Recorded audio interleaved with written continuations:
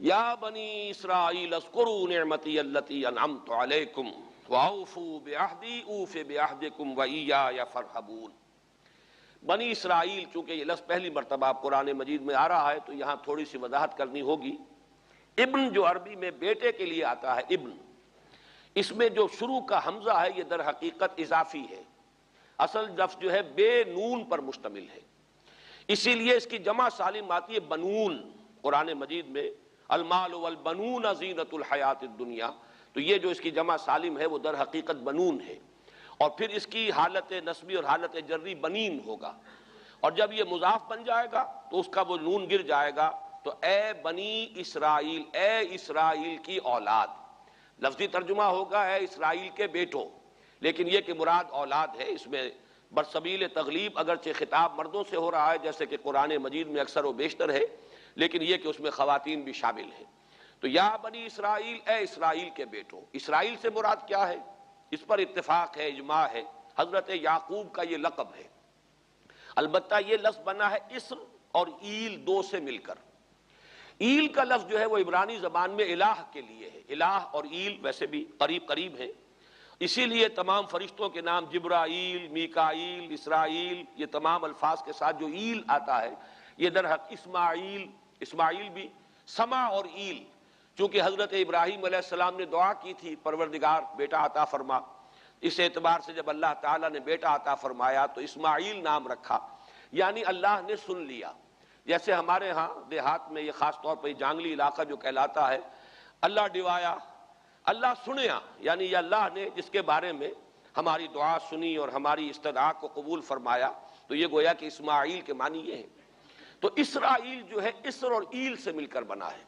عبرانی اور عربی زبان کے بارے میں یہ اختلاف ہے، ایک رائے تو یہ ہے کہ ماں بیٹی کا رشتہ ہے، عربی زبان عبرانی سے نکلی ہوئی ہے، لیکن زیادہ اکثر محققین کی رائے یہ ہے کہ یہ دونوں بہنیں ہیں، کوئی اور کامن زبان تھی سیمیٹک لینگویج ابتدائی جس سے کہ یہ دونوں زبانیں پھر وجود میں آئی ہیں، گویا کہ ان کے درمیان رشتہ جو ہے وہ بہنیں ہونے کا ہے، ماں اور بیٹی کا نہیں ہے، لیکن ظاہر بات ہے کہ مشابہت اور ان کے اندر جو ہے قرب جو ہے اور مناسبت وہ بہت نمایاں ہے۔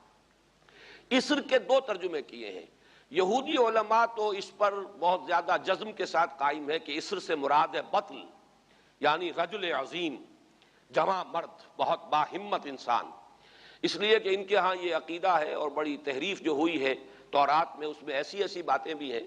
حضرت یعقوب کی جو مدح کی گئی ہے اس میں اس حد تک مبالغہ ہے کہ حضرت یعقوب کی اللہ تعالیٰ کے ساتھ کشتی ہوئی اور اللہ کو پچھاڑ لیا حضرت یعقوب نے، تو معلوم یہ ہوا کہ یہ تو بڑے بہادر اور بہت جری انسان، اس اعتبار سے وہ بطل اور رجل کا ترجمہ کرتے ہیں اسر کا، لیکن یہ کہ صحیح ترجمہ جو ہے وہ اسر کا ہے بندہ، عبد، اس لیے کہ عربی کا لفظ جو بنا ہے اسیر، اسیری، کوئی کسی کا غلام ہے، اسیر، اسی سے لفظ اسرہ بنا ہے، اسرہ ہے کنبہ، کنبہ بھی آپس میں جڑا ہوا ہوتا ہے، ان کے بندھن ہوتے ہیں دوستی کے، محبت کے، اخوت کے، تو اسی طریقے سے یہ اسر کا لفظ آتا ہے کسی بندھن کے لیے۔ اسیر جو ہے پچھلے زمانے میں جبکہ جیلوں کا رواج نہیں تھا تو اگر کسی شخص کے ذمے کسی کی کوئی رقم ہوتی تھی دینی تو اس شخص کو اس کے حوالے کر دیتے تھے، وہ اس کا ذاتی قیدی ہوتا تھا، ذاتی اسیر، اس کی تحویل میں رہتا تھا، جب تک کہ اس کے اعزاء اقارب آ کر وہ رقم ادا نہ کر دیں وہ شخص اس کی تحویل میں رہتا تھا، وہ اس کا اسیر ہوتا تھا۔ اس اعتبار سے غلام کے معنی میں یہ لفظ جو ہے مستعمل ہے، تو اسرائیل کا ترجمہ ہوگا عبداللہ۔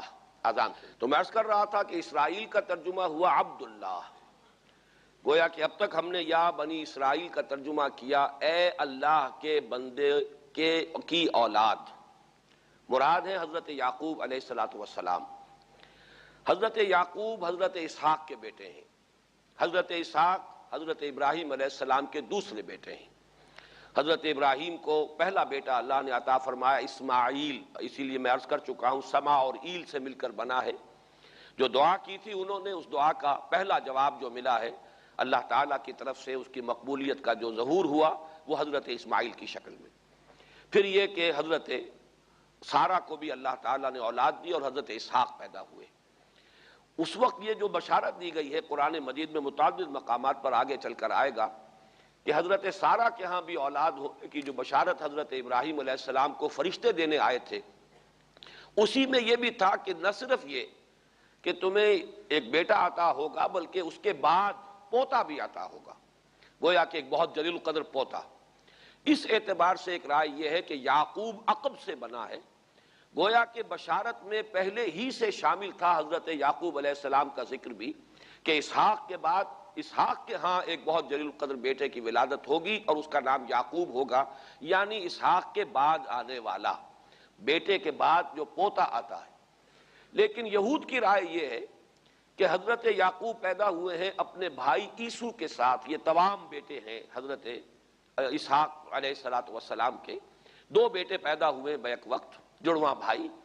پہلے حضرت عیسو کی ولادت ہوئی ہے، اور تورات کے الفاظ یہ ہے کہ یعقوب اپنے بھائی عیسو کی ایڑیاں پکڑے ہوئے تولد ہوا۔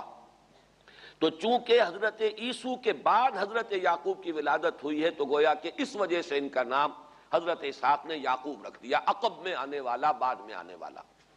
بہرحال حضرت یعقوب علیہ السلام کے پھر 12 بیٹے ہیں جن کی تفصیل پوری موجود ہے۔ یہ تاریخ جو ہے بڑی ریکارڈڈ ہے، اس لیے کہ بنی اسرائیل کی یہ تاریخ جو ہے books of the old testament میں اس کی پوری تفصیل موجود ہے۔ 4 بیویاں تھی حضرت یعقوب علیہ السلام کی، جن سے 12 بیٹے ہوئے، 3 بیویوں سے 10 بیٹے تھے، اور سب سے چھوٹی بیوی سے 2 بیٹے تھے، حضرت یوسف اور بنیامین، اور ان دونوں سے حضرت یعقوب علیہ السلام کو بڑی محبت تھی۔ حضرت یوسف سے چونکہ یہ تاریخ شروع ہوتی ہے اس اعتبار سے کہ انہیں ان کے بھائیوں نے کنویں میں ڈالا، پھر اللہ تعالیٰ نے وہاں سے ان کے نکلنے کا سامان کیا، پھر مصر پہنچایا، پھر مختلف مراحل سے گزار کر انہیں وہاں ایک بہت اونچی پوزیشن تک پہنچایا۔ تو حضرت یوسف علیہ السلام سے اس اعتبار سے ان کی تاریخ شروع ہوتی ہے۔ 1906 قبل مسیح میں حضرت یوسف علیہ السلام کی پیدائش ہے، جہاں تک صحیح اندازہ کیا جا سکا ہے۔ یوں سمجھئے کہ آج سے تقریباً 4000 سال قبل یہ حضرت یوسف کی پیدائش ہے، اور حضرت یوسف پڑ پوتے ہیں حضرت ابراہیم کے۔ ان میں اگر آپ 200-250 سال کا اور اضافہ کریں تو آج سے کوئی 4500 سال قبل کی شخصیت بنتے ہیں حضرت ابراہیم علیہ السلام۔ حضرت یوسف کے زمانے میں پھر جیسے کہ وہ تفصیل سورہ یوسف میں آئے گی، یہ پورا خاندان آ کر کنعان میں تھے، لیکن وہاں سے آ کر مصر میں آباد ہو گئے۔ مصر میں ان کا بڑا اعزاز ہوا، اکرام ہوا۔ اس کے خاص حالات تھے کہ مصر میں اس وقت جو بادشاہت تھی وہ اصل مصر کے لوگوں کی نہیں تھی، بلکہ یہ بھی سیمیٹک لوگ تھے جو جا کر جنہوں نے عراق وغیرہ کے علاقے سے ہی جا کر انہوں نے فتح کیا تھا مصر کو، لہٰذا انہیں فرعون نہیں کہا گیا قرآن مجید میں، وہ فرائنہ کا خاندان نہیں ہے، بلکہ وہ تاریخ میں ہکسوس کنگز کہلاتے ہیں۔ تاریخ مصر میں وہ 15واں خاندان کہلاتا ہے وہاں کے بادشاہوں کا، 15th ڈائنیسٹی، اور یہ چونکہ لوکل نہیں تھا اس لیے ان کو فرعون نہیں کہا جائے گا، بلکہ یہ ہکسوس کنگز چرواہے بادشاہ تھے کہ جو عرب کے ان علاقوں سے آئے تھے جزیرہ نما سے، اور وہاں سے وہ چرواہے تھے۔ ان کا تو پیشہ ظاہر بات ہے صحرا میں کیا ہوتا ہے، بھیڑیں بکریاں پالنا، لیکن انہوں نے آ کر مصر کو فتح کیا، وہاں ان کی بادشاہت ہو گئی۔ محسوس ایسا ہوتا ہے کہ ایک سیاسی پہلو موجود تھا۔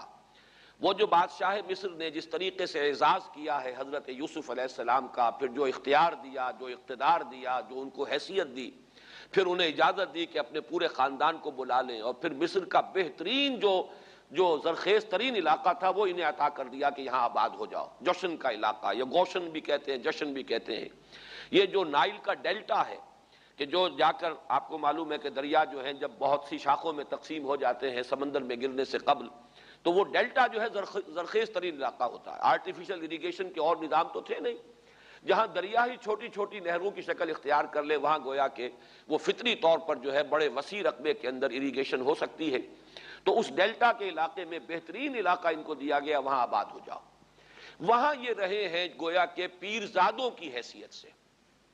ابھی ان کے پاس کوئی شریعت نہیں، ابھی کوئی کتاب نہیں ملی، ابھی صرف یہ ایک خاندان ہے، حضرت ابراہیم کی نسل کا ایک خاندان، اس لیے کہ حضرت ابراہیم کی نسل میں حضرت اسماعیل کی نسل ہے کہ جو عرب میں آباد ہو چکی ہے، ان کی نسل میں پھر حضرت اسحاق کے بیٹوں میں سے بھی عیسو کی نسل وہ اور جگہ پر آباد ہو چکی ہے۔ اس اعتبار سے یوں نہ سمجھیے کہ نسل ابراہیم صرف ان پر مشتمل ہے۔ اسی طرح بنی قطورہ تیسری جو آپ کی اہلیہ تھی، ان کی اولاد بھی، تو گویا کہ یہ بہت وسیع حلقہ ہے جو اولاد ابراہیم کا ہے۔ تو اولاد ابراہیم میں سے ایک شاخ ہے جو آ کر، یعنی حضرت یعقوب کے 12 بیٹے اور حضرت یعقوب بھی آ کر یہاں آباد ہو گئے، اور یہاں پھر یہ کچھ عرصے تک تقریباً 100-150 برس تک تو بڑے عیش میں رہے۔ یہ تقریباً یوں سمجھیے کہ 1850 قبل مسیح میں ان کا داخلہ ہوا ہے مصر کے اندر، اور وہاں پر 150 برس جو ہیں انہوں نے بڑے عیش میں گزارے ہیں۔ یہ پیرزادے تھے اس لیے کہ بادشاہ معتقد ہو چکا تھا حضرت یوسف علیہ السلام کا، اگرچہ یہ تو ثابت نہیں ہوتا کہ وہ ایمان لایا ہو حضرت یوسف علیہ السلام پر، اس کا کوئی ثبوت نہیں ہے، لیکن معتقد تھا، اور ان کی نیکی کا، پارسائی کا، شرافت کا، ذہانت کا، صلاحیتوں کا اعتراف پوری قوم کو تھا، جس طریقے سے کہ انہوں نے اس ملک کی جو نیا ہے اس کو جس طرح پار لگایا ہے، وہ شدید ترین قحط کا جو ایک دور آیا اس میں سے، اور جتنا بہترین انتظام کیا اس کی بنا پر ان کی صلاحیتوں کے سب معترف تھے۔ تو وہ 130 برس کی عمر میں غالباً ان کا انتقال ہوا ہے، اور 80 برس تک انہوں نے مصر پر گویا کہ جو سب سے زیادہ با اختیار شخص وہاں تھا بادشاہ کے بعد، بادشاہ اپنی جگہ پر تھا، لیکن یہ کہ جو بادشاہ کے بعد سب سے زیادہ با اختیار شخصیت تھی وہ حضرت یوسف کی تھی 80 برس تک۔ اور اس عرصے میں، اور پھر یہ 150 برس جو میں نے عرض کیا ہے کہ اس میں یہ خوب پھلے پھولے، ان کی اولاد جو ہے وہ کثرت کے ساتھ پھیلی، لیکن اس کے بعد وہاں پھر ایک انقلاب آیا۔ اس انقلاب کو آپ کہیں گے جیسے کہ مختلف ممالک میں آتا ہے، اب سنز آف دی سوائل جو اس ملک کے رہنے والے تھے، اصل آبادی قبطیوں کی، انہوں نے بغاوت کی اور ہکسوس کنگز کو نکال دیا، وہ خاندان ختم ہو گیا۔ جب وہ چلے گئے تو جو ہکسوس کنگز کے یہ گویا کہ بہت ہی منظور نظر تھے اور یہ مراعات یافتہ طبقہ تھا بنی اسرائیل کا، حضرت یعقوب کی اولاد کا، اب ان پر عتاب شروع ہوا، اب ان کا زوال آیا۔ تو یوں سمجھیے کہ تقریباً 400 برس اس کے بعد ان کے بڑی ہی شدت کے اور بڑی سخت غلامی کے، رفتہ رفتہ اس میں شدت پیدا ہوتی گئی ہے، لیکن یہ ہے کہ یہ 400 برس اس لیے کہ پھر 1300 قبل مسیح میں 550 برس بعد پھر ان کا ایکسوڈس ہوا ہے مصر سے، جب حضرت موسیٰ علیہ السلام کو اللہ تعالیٰ نے مبعوث فرمایا، پھر حضرت موسیٰ علیہ السلام ان کی نجات کا ذریعہ بنے، اور پھر مصر سے لے کر وہ انہیں نکلے ہیں، معجزانہ انداز میں ہی سمندر کو پھاڑ کر ان کے لیے اللہ نے راستہ بنایا ہے، قدم قدم پر معجزوں سے ان کی تائید کی ہے، کھانے پینے کے لیے صحرائے تیہ میں کچھ نہیں تھا تو من و سلوہ دیا ہے، پانی پینے کے لیے نہیں تھا تو ایک ضرب سے چٹان میں سے 12 چشمے جو ہے اللہ تعالیٰ نے بہا دیے کہ 12 قبیلے ہیں آپس میں لڑے نہ، کہیں پانی پینے پلانے پہ جھگڑا اور کہیں گھوڑا آگے بڑھانے پہ جھگڑا، قبائلی زندگی میں یہ بڑا سینسٹیو ایشو ہوتا ہے، لہذا قد علم کل اناس مشربہم، ہر قبیلے کے لیے ایک گھاٹ معین ہو گیا، تمہارا چشمہ یہ ہے، تمہارا چشمہ یہ ہے، ایک ضرب سے 12 چشمے پھوٹ گئے۔ پھر انہیں وہاں کوہ طور کے قریب پڑاؤ ڈال کر ان کو وہاں چھوڑ کر حضرت موسیٰ علیہ السلام جو ہے اللہ تعالیٰ کی طلبی پر کوہ طور پر گئے ہیں، وہاں تورات عطا ہوئی ہے۔ تو تورات کے عطا کیے جانے کے بعد اب سمجھیے کہ اب ان کی حیثیت ایک امت کی بن گئی، کتاب پر امت کی تشکیل ہوتی ہے۔ یہ امت مسلمہ قرآن مجید کی بنیاد پر امت ہے، جب یہ کتاب دی گئی ہے اس کی بنیاد پر ایک شریعت دی گئی ہے، کتاب دی گئی ہے، کتاب ہدایت ہے، تو اس نے امت کی شکل اختیار کی۔ یہی وجہ ہے کہ لفظ امت جو ہے قرآن مجید میں صرف مکی صورتوں کے اندر، مدنی صورتوں میں استعمال ہوا ہے۔ کنتم خیر امت اخرجت للناس سورہ آل عمران میں، کذالک جعلناکم امۃ وسطا لتکونوا شہداء علی الناس ویکون الرسول علیکم شہیدا، یہ سورہ بقرہ میں آگے چل کر آ جائے گا۔ تو اصل میں جیسے تشکیل امت جو ہوئی ہے وہ در حقیقت مدنی دور میں آ کر ہوئی ہے، جبکہ شریعت عطا کی جا رہی ہے۔ اسی طریقے سے یہ ایک خاندان تھا، حضرت ابراہیم کی نسل کی ایک شاخ، اس نے امت کی حیثیت اختیار کی ہے، جبکہ صحرائے تیہ میں جب ان کا قیام تھا اور اس صحرائے سینا میں، اور وہاں پر پھر حضرت موسیٰ علیہ السلام کو تورات دی گئی اور شریعت دی گئی، تب سے یہ امت ہے، اور یہ ہے 1300 قبل مسیح۔ 610 عیسوی میں، اب سمجھیے 1300 وہ جمع کیجئے، 610 یہ جمع کیجئے، 1910 برس بعد پھر حضور صلی اللہ علیہ وسلم پر قرآن مجید کی وحی کا آغاز ہوا، اور 622 میں حضور نے ہجرت فرمائی، اور اس کے بھی کوئی 2 سال یا 1 سال کے بعد جو ہے یہ آیات نازل ہو رہی ہیں جو ہم اس وقت پڑھ رہے ہیں۔ تو یہ سارا جو ہے تاریخی پس منظر ذہن میں رکھیے کہ یہ تقریباً 2000 برس کی تاریخ جو ہے ان کی بحیثیت امت، ویسے تو ان کی تاریخ اگر شروع کریں گے بنی اسرائیل تو حضرت یعقوب سے شروع ہونی چاہیے، اور وہ اس سے زیادہ ہو جائے گی طویل، لیکن در حقیقت امت کی حیثیت سے ان کی تاریخ 2000 برس کی شمار ہوگی کہ 1300 قبل مسیح میں جب ہجرت کی ہے حضرت موسیٰ علیہ السلام نے اپنی قوم کو لے کر مصر سے، اور جب صحرائے سینا میں آئے ہیں، سینائی پیننسولا میں، اور پھر کتاب ملی ہے، تورات عطا کی گئی، شریعت عطا کی گئی، تب سے اس کا امت کی حیثیت سے آغاز ہوا۔ ایک بات اور نوٹ کر لیجئے، ان کو امت مسلمہ کیوں نہیں کہا گیا؟ اس کے لیے اس کا ایک سبب ہے۔ در حقیقت امت مسلمہ کا لفظ یا خیر امت یا امت کا لفظ جو ہے اس موجودہ امت کے لیے اس لیے استعمال کیا گیا ہے کہ یہ امت کسی ایک نسل پر مشتمل نہیں ہے۔ یہ امیین اس کے نیوکلیس ہے، لیکن یہ کہ ہر نسل کے لوگ اس میں آ کر شامل ہوئے ہیں، ہر قوم جو ہے اس میں آ گئی ہے، اس لیے اس کا نام جو ہے وہ صفاتی ہے، امت مسلمہ۔ لیکن چونکہ یہ سابقہ امت مسلمہ ایک ہی نسل پر مشتمل ہے، حضور صلی اللہ علیہ وسلم سے پہلے کسی نبی اور کسی رسول کی بعثت اس کی قوم سے باہر نہیں ہوئی ہے، کسی ایک خاص قوم کی طرف بعثت ہوئی ہے، کسی خاص علاقے کی طرف بعثت ہوئی ہے۔ بعثت عمومی الی کافۃ الناس یہ صرف محمد الرسول اللہ صلی اللہ علیہ وسلم کی امتیازی شان ہے۔ وما ارسلناک الا کافۃ للناس بشیرا ونذیرا۔ اس اعتبار سے ان کا جو ہے اس میں علم گویا کہ بنی اسرائیل ہی ہے کہ جو برقرار رہا ہے، اے اسرائیل کی اولاد۔ اگرچہ میں اس موضوع پہ تقریریں کر چکا ہوں، لیکن آج پھر اس گفتگو کے حوالے سے بات چیزیں تازہ کرتا ہوں۔ اس وقت عالمی سطح پر یہودی جمع عیسائی بریکٹ میں کر لیجیے، اور امریکہ جمع یورپ یہ بریکٹ میں کر لیجیے، ان کا اندر معاملہ کیا ہے؟ اصل جو ہے اس میں پیچھے مائنڈ ہے، ماسٹر مائنڈ، سازشی ذہن، وہ یہود کا ہے۔ باقی عیسائی آلہ کار بن گئے ہیں۔ جو 100% آلہ کار ہے یہود کا وہ پروٹیسٹنٹس ہیں۔ پروٹیسٹنٹزم یہود ہی نے پیدا کرایا تھا، یہود ہی نے یورپ کے اندر سود کا رواج شروع کروایا، ورنہ سود حرام تھا وہاں پر بھی، یوزری بھی اور کمرشل انٹرسٹ بھی، دونوں حرام تھے، یہ یہودیوں نے کروایا۔ اور پھر پہلا بینک بنوایا ہے انگلستان کے اندر، بینک آف انگلینڈ، اور جو پوپ کے خلاف بغاوت کرائی تو پہلی بغاوت ہوئی انگلستان کے اندر، جو چرچ آف انگلینڈ علیحدہ ہو گیا پوپ سے، اور اسی کو یہودیوں نے قرار دیا یہ ہمارا ماڈرن اسرائیل ہے، یہ اسرائیل ہمیں دیا ہے گاڈ نے، یہ جو ہے برطانیہ۔ اس کے کچھ عرصے کے بعد یہی جو ہے ایکسوڈس ہوا ہے، اور وہ امریکہ میں جا کے آباد ہوئے۔ لہذا امریکہ کو بھی جیوز نے کہا ہے دس از اندر اسرائیل، یہ ہے ہمارے اصل اسرائیل، ماڈرن اسرائیل یہ ہے۔ اس لیے کہ جو انہیں وہاں پر اقتدار حاصل ہوا ہے، جو قوت حاصل ہوئی ہے، جس قدر دولت انہوں نے وہاں جمع کی ہے، وہاں کے جس طریقے سے جکڑ لیا ہے حکومتوں کو، فرنگ کی رگے جہاں پنجے یہود میں ہے۔ ٹھیک 100 سال پہلے علامہ اقبال یہ مشاہدہ کر کے آ گئے تھے یورپ میں، اور کون دیکھنے والا تھا کہ وہاں کیا ہو رہا ہے، بیہائنڈ دی سین کیا ہے، سامنے کیا ہے، پردے کے پیچھے کیا ہے۔ فرنگ کی رگے جہاں پنجے یہود میں۔ اس وقت فرنگ کا امام تھا برطانیہ، یہ وہ سلطنت تھی جس پر سورج کبھی غروب نہیں ہوتا تھا۔ آج وہ فرنگ کا امام امریکہ ہے۔ یہ برطانیہ تو اب وہ جو ایک نظم ہے کہ بچپن میں پڑھی تھی، London bridge is going down going down going down, اس کی مثال ہے۔ برطانیہ کی تو کوئی حیثیت ہی نہیں، ورلڈ پاور کی حیثیت نہیں ہے، وہ تو چھوٹا بھائی اس نے بنا رکھا امریکہ نے اپنا، تو اس حیثیت سے جو ہے اس کی کوئی حیثیت ہے، ورنہ کوئی اور حیثیت نہیں۔ بہرحال ان دونوں میں یہ ہے کہ پیچھے ماسٹر مائنڈ، سازشی ذہن، پلاننگ، سکیم ساری یہودیوں کی۔ اعلی کار امریکہ سب سے بڑھ کر، اس کے بعد برطانیہ ہے، اور اس میں اصل پروٹیسٹنٹس، ان میں بیپٹسٹ، ان میں اس سے بھی آگے بڑھ کر ایونجلسٹ، جن کو کہتے ہیں بورن اگین کرسچنس، جن کو کہتے ہیں نیو کنزرویٹو کرسچنس، یہ تمام اصطلاحات آپ اخبارات میں پڑھتے ہوں گے، ان کو گروپ کر لیجیے۔ یہ اصل اعلی کار، ان کو ایک نیا نام دیا گیا ہے کرسچین زائنسٹ۔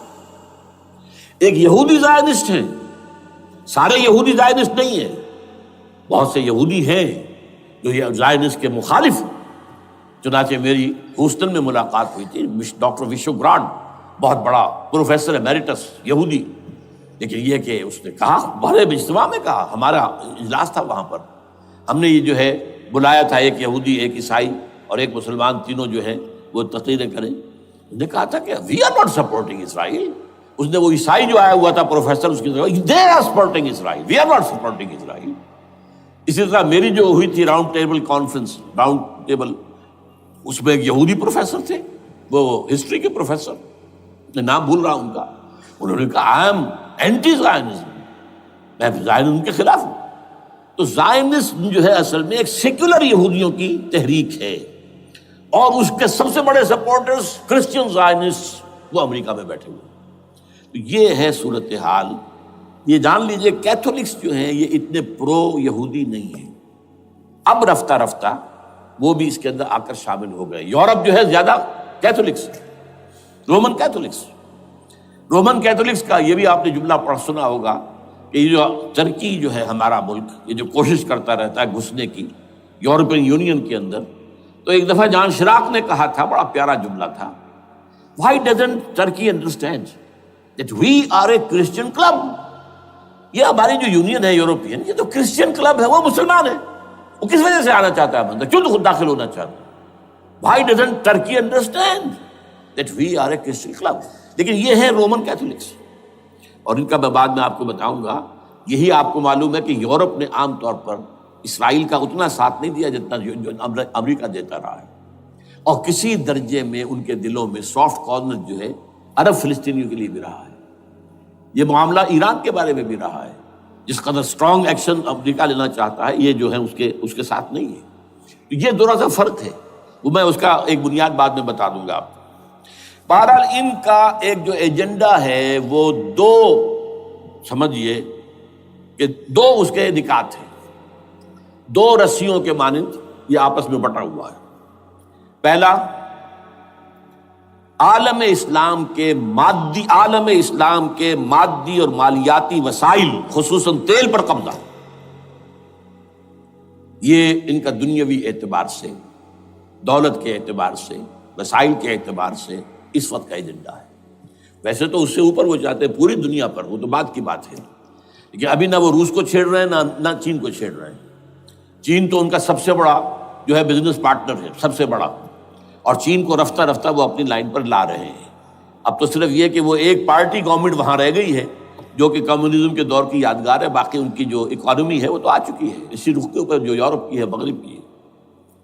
نمبر دو ایجنڈا کیا ہے؟ دنیا میں کہیں بھی اسلام کے بحیثیت ایک نظام زندگی ظاہر ہونے کا کوئی موقع نہیں دینا۔ We have to nip the evil in the bud at any cost۔ یہ ان کے ایجنڈے کا دوسرا بڑا حصہ۔ یہ دو ہے انٹرٹوائنڈ، جیسے آپ لڑیوں کو بٹ دے کر رسی بناتے ہیں، ایسے یہ دو لڑیے ہیں۔ اسلام کا پولیٹیکل سوشو اکنامک سسٹم کہیں نہ آ جائے دنیا میں، ہو نہ جائے آشکارا شر پیغمبر کہیں، یہ ابلیس نے کنکلوڈ کیا ہے۔ وہ جو ابلیس کی مجلس شورا ہے، ہو نہ جائے آشکارا شر پیغمبر، کہیں ایسا نہ ہو کہ پیغمبر کی شریعت دنیا کے سامنے آ جائے، پیغمبر کا نظام آ جائے۔ الحذر، آئین پیغمبر سے 100 بار الحذر، حافظ ناموس زن، مرد آزما مرد آفری، یہ معاشرتی نظام ہو گیا۔ موت کا پیغام ہر نوع غلامی کے لیے، نہ کوئی فخور و خاکہ نہ گدائے رہنشی، یہ سیاسی نظام آ گیا، اور کرتا ہے دولت کو ہر آلودگی سے پاک و صاف، منعموں کو مال و دولت کا بناتا ہے امین۔ تم دولت کے امین و مالک نہیں ہو، اور اس سے بڑھ کر اور کیا فکر و عمل کا انقلاب، بادشاہوں کی نہیں اللہ کی ہے یہ زمین، ان الارض للہ۔ یہ نظام کہیں نہ آ جائے دنیا، یہ جس پہ کہ وہ خطرہ محسوس کر رہا تھا۔ اور اس کے بعد یہ کہتے ہیں، یہ تو تھا عصر حاضر کے تقاضے، لیکن یہ کہ صورتحال کیا ہے؟ ہو نہ جائے آشکارا شرع پیغمبر کہیں، ہے یہی، یہ معاملہ اس طرح رکھو کہ خود مومن ہے محروم یقین، یہ غنیمت ہے کہ خود مومن ہے محروم یقین۔ ہمیں اگر کوئی سہارا ملتا ہے تو اس سے کہ مومنوں کو بھی، نام نہاد مسلمانوں کو بھی اپنے اس نظام پر یقین نہیں، وہ نماز پر یقین رکھتے ہیں، روزے پر رکھتے ہیں، زکوٰۃ کو بھی دو اللہ تعالیٰ جس کو توفیق دیتا ہے، حج کرتے ہیں، عمرے کرتے ہیں، یہ ہے سب، لیکن یہ کہ یہ غنیمت ہے، چشم عالم سے رہے یہ پوشیدہ یہ آئین تو خوب۔ وہ ابلیس کہتا ہے کہ یہ آئین چشم عالم سے پوشیدہ رہنا چاہیے، یہ غنیمت ہے کہ خود مومن ہے محروم یقین۔ ہمارے لیے جو ہے اگر کوئی سانس لینے کی جگہ ہے وہ یہ ہے حوصلہ افزائی اگر ہے تو اس میں ہے کہ خود مومن محروم یقین ہے، اس کے سامنے وہ راستہ ہے ہی نہیں۔ اب لیجئے یہودیوں کے ایجنڈے کو میں تجزیہ کر رہا ہوں۔ سب سے پہلے world bank, I M F, globalisation, TRIPS, ان تمام ہتھ کنڈوں کے ذریعے عالمی مالیاتی استعمار جو بظاہر امریکہ کا ہوگا حقیقتاً یہود کا ہوگا۔ یہودیوں کے نزدیک پوری نوع انسانی حیوانوں کے مانند ہے۔ They are not human beings. They are goyams. They are Gentiles.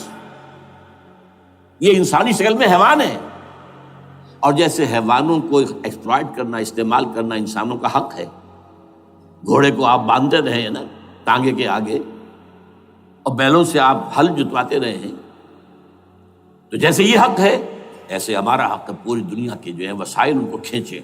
ہاں جیسے گھوڑے اور بیل کو بھی کچھ نہ کچھ دانہ تو ڈالنا پڑتا ہے، چارہ تو دینا پڑتا ہے، تو ان کو بھی کچھ دو۔ یہ پوری نوع انسانی ورکرز بن کر رہ جائے، حیوان بن جائیں، بالکل شہوت کے غلام بنا دو انہیں، اخلاقی اقدار کا بیڑا غرق کر دو، خاندانی نظام کو تہوبالا کر دو۔ یہ باقاعدہ جو protocols of the elders of the Zion تھے ان سب میں موجود ہے، لکھا ہوا، جو 1897 میں انہوں نے پاس کیا اپنا پروگرام بیسل میں، سوئٹزرلینڈ کا ایک شہر ہے۔ Protocols of the elders of the Zion, ان کو حیوان بنا دو، بس حیوانوں سے کام لیتے رہو۔ ہاں ان کی کمائی کا کچھ حصہ ان کے لیے چھوڑ دو، وہ بھی زندہ رہیں، وہ بھی آخر کام کیسے کریں گے، اور اصل جو ہے ملائی کھینچ دو اپنے اس نظام کے ذریعے سے۔ World bank, I M F, stock exchange, TRIPS, globalisation, اس کے ذریعے سے عالمی مالیاتی استعمار۔ نمبر 2، ایک ہے ان کا ایجنڈا، یہ تو عالمی ہے۔ دوسرا ایجنڈا کیا ہے؟ وہ لوکل ہے۔ وہ کیا ہے؟ گریٹر اسرائیل کا قیام، جس میں مصر کا سارا زرخیز علاقہ شامل ہوگا، جو ڈیلٹا کا علاقہ کہلاتا ہے اس کا، جہاں کے اس وقت کے بادشاہ نے، حضرت یوسف علیہ السلام کے زمانے کے بادشاہ نے، وہ فرعونہ کے خاندان میں سے نہیں تھا، وہ عرب تھا، عربوں ہی سے کسی وقت کوئی قوم آئی تھی جو کہ مصر پر قابض ہو گئی تھی، اس نے حضرت یوسف کے خاندان کو لا کے وہاں آباد کیا۔ بہترین جشن کا علاقہ کہلاتا ہے، بہترین۔ وہ کہتے ہیں ہمارا ہے، ہم رہے وہاں پر کئی 100 برس تک رہے، عراق ہمارا ہے، وہاں ہمیں قید میں رکھا گیا، نبوکدنضر دے گیا تھا۔ عرب کا شمالی حصہ جو ہمارا ہے، وہاں خیبر میں یہودی قلعے تھے، اور وہاں مدینے کے اندر جو ہے 3 قبیلے یہودی تھے جنہیں محمد نے صلی اللہ علیہ وسلم نے وہاں سے نکال باہر کیا تھا۔ یہ جارڈن یہ ترکی کا بھی کچھ حصہ ہمارا ہے، باقی پورا لبنان اور پورا فلسطین، یہ سب اس کے اوپر بنے گا ایک greater Israel. This is there local agenda, اور اس کے لیے ضروری ہے ایک بہت بڑی جنگ، ایسے آسانی سے نہیں ہو جائے گا۔ آرمگیڈون، جس کو حضور نے فرمایا الملحمۃ العظمیٰ، الملحمۃ الکبریٰ، بہت بڑی جنگ، جس کی خوفناکی اور تباہ ناکی کا اندازہ اس سے کیجئے، حضور فرماتے ہیں کہ اگر ایک باپ کے 100 بیٹے یا ایک دادا کے 100 پوتے ہوں گے تو ان میں سے 99 ختم ہو جائیں گے، ایک بچے گا۔ اور ایک جگہ فرماتے ہیں اتنی اموات ہوں گی، اتنی لاشیں ہوں گی کہ ایک نفاست پسند پرندہ جو ہے، جو گندگی پہ نہیں اترنا چاہتا، ایک تو ہے یہ کوے، چیلیں، گدھ، وہ تو گندگی ہی کی تلاش میں ہے مردار کھانے کے لیے، وہ تو لاشوں کو نوچ رہے ہوں گے۔ وہ پرندہ جو ہے نفاست پسند پرندہ، وہ نہیں اتر سکے گا، اڑتا اڑتا چلا جائے گا، لیکن لاشوں کا سلسلہ ختم نہیں ہوگا، یہاں تک کہ تھک ہار کر لاشوں پر گر جائے گا۔ یہ دور نہیں ہے، اس لیے کہ اس پر متفق ہیں یہودی بھی اور عیسائی، پروٹسٹنٹس، عیسائی اس کے اوپر پوری طرح متفق ہیں۔ آرمگیڈون، جسے آپ 3rd ورلڈ وار کہہ لیں، الملحمۃ العظمیٰ کہہ لیں، الملحمۃ الکبریٰ کہہ لیں، حضور کے الفاظ میں یہ آئے گی۔ اس کے نتیجے میں گریٹر اسرائیل بنے گا۔ نمبر 3، پھر بنے گا 3rd ٹیمپل، جو ٹائٹس نے گرا دیا تھا 70 میں، سن 70 عیسوی، جسے گرے ہوئے کتنا عرصہ ہو گیا؟ 2008، اندازہ کر لیجئے 1800 کتنے برس ہو چکے۔ وہ دوبارہ بنائیں گے 3rd ٹیمپل، اور اس کے لیے مسجد اقصیٰ کو گرائیں گے اور ڈوم آف دی راک، قبۃ الصخرہ، وہاں لا کر پھر اس میں کنگ ڈیونز تھرون لا کے رکھا جائے گا۔ یہ بھی میرے علم میں پہلی مرتبہ اسی ٹرمپٹ رسالے سے آیا۔ وہ کیا ہے؟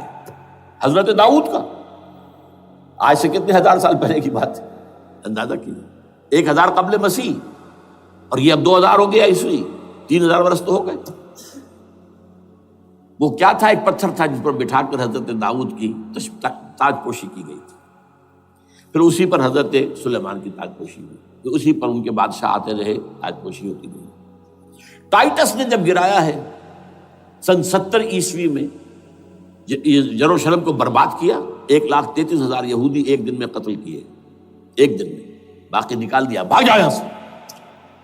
اس کو کہتے ہیں diaspora, that started in 70 AD، یہ منتشر ہو گئے، جس کا جہاز سنگھ سمایا چلا گیا، یورپ میں چلے گئے، شمالی افریقہ میں، مسلمان ملکوں میں، انڈیا میں آ گئے، ایران میں آ گئے، سب جگہ وہاں سے نکال دیے گئے، ڈائسپورا۔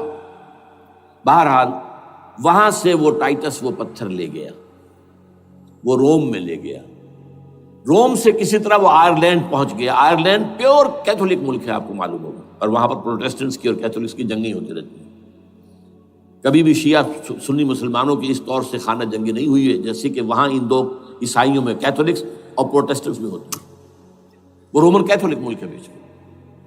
وہاں سے وہ انگلینڈ میں آیا، انگلینڈ میں جب آ گیا، بلکہ وہاں سے اسکاٹ لینڈ سے انگلینڈ میں پھر اس کو ایک کرسی کے اندر اس کی سیٹ کی حیثیت سے بنا کر ایک تھرون کی شکل دے دی گئی، اور وہ جو ویسٹ منسٹر ایبے ہے، برطانیہ کے پارلیمنٹ کے ساتھ جو چرچ ہے، ویسٹ منسٹر ایبے، وہاں اس کو لا کے رکھ دیا گیا۔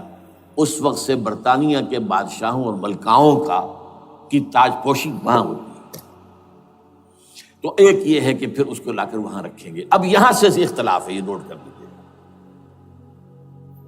یہاں تک عیسائیوں کا، یہودیوں کا ایجنڈا ایک،